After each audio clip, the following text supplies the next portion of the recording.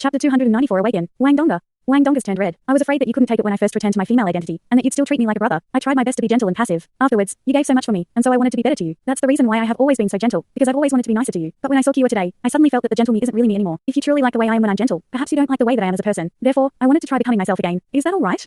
Who are you? Ao's eyes grew focused, and an intense pain snaked up from his chest. Yes. I've given so much for Donga, but what about her? She has also been giving back to me in silence. She's changed her own personality for me. That's an extremely difficult thing to do. It's no wonder that I'm starting to feel that she's changed over the past days. Come here, Donga. Who are you? Ao's voice sounded a little stifled. Wang Donga stood up and squatted down beside him. Who are you? Ao extended his right arm and pulled her into his embrace. I'm sorry, Donga. It's me. I have neglected you, and I have neglected your feelings. You don't have to be so foolish, because you will always be my Donga no matter what personality you have. Quick, return to yourself, because what I like the most is a happy you. I will like you if you're happy, no matter what your personality is. How can you change yourself because of me? I won't be happy if you toil so much just to be with me. Wang Donga opened her arms and hugged Hu Yao as tightly as she could. Tears welled up in her eyes as she said, yes, it really has been hard for me, especially when you disappeared back then. I thought I was about to lose you, and I didn't dare to be jealous. I didn't dare to overthink, and I didn't dare to be angry at you. I was too afraid of losing you. When you came back to me as if you were already dead, I told myself that I would die with you if you didn't survive. It was so very vexing, and I shouldn't have suspected you of anything. I shouldn't have been jealous in the first place. I tried my best to keep my spirits up and toughen myself up during that time so that I could take care of you with everything I had. I would have died with you if you had died, and if you were to be crippled forever, then I would take care of you for the rest of your life. It was then that I truly saw myself as your woman. But over the recent weeks and months, there has always been a shadow in my heart. A shadow that originates from Wang Qiwa, and it's there even though I know I'm the only one in your heart. However, I can tell from Wang Qiwa's eyes that even though she's cold to you on the outside, the pain she feels in her heart is the same as mine back then, and it's likely that she feels more agony than I do, because she really likes you, but I can't give you to her, because I can't bear to let you go. This is the reason why I'm so conflicted. I want to do my best to be nice to you, to be gentler to you, so that you can enjoy everything that I am. But the deeper I go, the more guilty I get, to the point that I'm losing my self-confidence. I discovered that I'm not the Wang Donga that I used to be, and I feel as if I've changed, and that I've completely become your attendant. I've been feeling this way until today, when I finally returned to the competition stage after such a long time. It was only then that I woke up, and I realized that I'm Wang Donga, the only one in the world.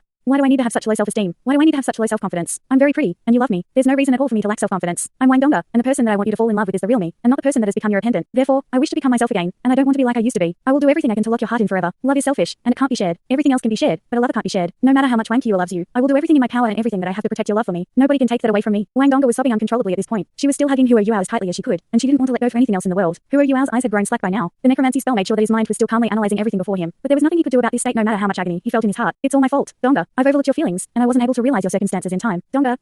Even though the spell had given Hu Yao calm and composure, he didn't know what he had to say to console her. However, he could clearly feel that Wang Donga's entire aura and disposition seemed to change as she was cathartically releasing her emotions. It's not your fault, Yao. These are all my own problems, and they've happened because my mentality has been imbalanced. It's all right now that I've thought it through. You've sustained such heinous injuries for me, and the fact that you're still alive is already a miracle. How can you pay attention to so much when your body is in such a state? Don't worry. I will adjust myself, and I will be back to normal. All you have to do is understand my feelings, and everything will be alright. Hu Yao caressed Wang Donga's back, though he was careful not to touch her wounds. Wang Donga wiped her tears and sat up straight as she stared into Hu Yao's eyes with her face right in front of his. Remember, you can't use this spell anymore. I don't like the way you are now. You can sleep on the bed by yourself today. Wang Donga's eyes were still a little swollen from all that crying as she spoke, but they seemed a little craftier than before. Hu Yao stared at Wang Donga with widened eyes and a slack jaw. Donga, can I still take that back? Wang Donga shook her head without hesitation and said, of course not. It's too late to regret. All right, hurry up and cultivate. You have to recover as quickly as possible. Otherwise, I will always feel this heartache. She picked up Hu Yao as she spoke and placed him down on the bed before she covered him with a blanket. She sat down by his side and crossed her legs as she started to meditate. Hu Yao watched Wang Donga as she closed her eyes. Her long eyelashes were still quivering, and Hu Yao knew that there was no way she could calm herself down at a time like this. Donga, the truth is that I'm very delighted that you will return to the way that you've always been. It's my fault, because I haven't shown you enough care and concern. You will be the love of my life no matter how you are, as long as you're happy. Hu Yao smiled faintly as he reached out of the blanket with his right arm and gently touched Wang Donga's kneecap. He closed his eyes and began to channel his soul power. Their hard-on power still couldn't be used during cultivation. Hu Yao's legs and his left arm's vessels weren't clear and smooth, and it was too easy to accidentally divert the ice-type origin energy of heaven and earth into Wang Donga's body. It was too easy to hurt her, and so the hard-on power could only be unleashed on the battlefield when Wang Donga was purely supporting him. The round robin's first matches concluded successfully. However, nobody could ever forget the first match that was the greatest upset of the entire tournament. The Tang Sect's name swiftly became the talk of the city, and every street and alley within Radiant City was filled with discussions about them. The Sun Moon Imperial Soul Engineering Academy's reputation had plummeted, to the point where many citizens began to gather and pace around outside the academy's main gate. Shrek Academy's first opponent wasn't that powerful, and they followed the same style during the elimination rounds and eventually emerged victorious. The round robins had just begun, and every subsequent battle was exceedingly important for every participating team. This was especially true for those teams who were defeated in their first match. The second day of the round robin's first round was completed. The sky was getting dark, and everyone had returned to Radiant City. Many people decided not to rest up, and the restaurants, hotels, and bars were filled with people. People weren't just talking about the Continental Elite Youth Soul Master Tournament. They were also talking about the tournament that they could also participate in and benefit from, the Radiant City Elite Soul Engineering Tournament. The Radiant City Elite Soul Engineering Tournament's 3 participating regions had already produced the name list of those who were progressing into the second round. There were many more things to bet on since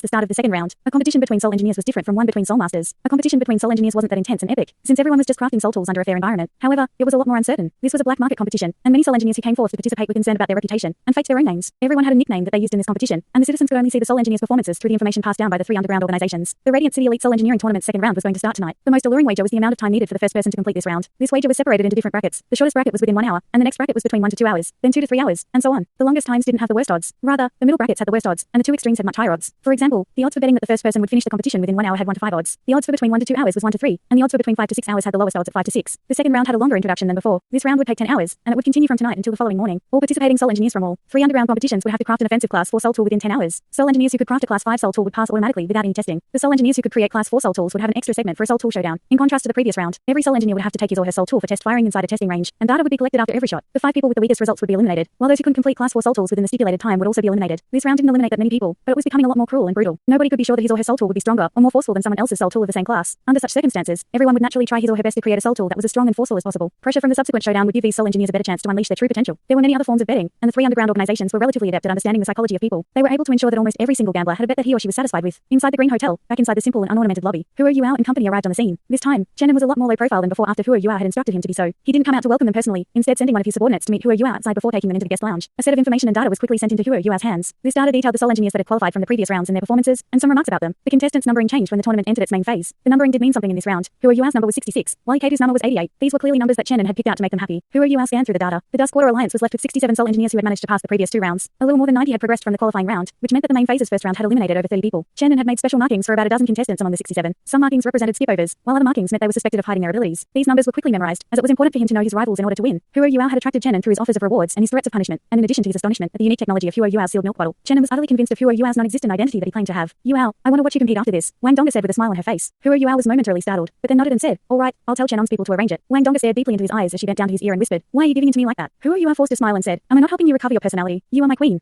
The truth is, I'm not sure if this is good or bad for me. Wang Donga rolled her eyes and said, since you're so nice to me, tonight. Huo Yuao's eyes lit up, and he was just about to ask her what was happening tonight when the guest room's door opened. A row of people walked in from outside. There were 6 of them, and the 2 walking in front were dressed like soul engineers, each having a soul engineer badge on their chests. However, there seemed to be a mist-like layer floating over their badges, so that nobody could tell what class they were. The other 4 people were evidently their bodyguards. Thanks so much for watching this video. Don't forget to hit the like button and subscribe. Also leave a comment down below with suggestions on what novels to read.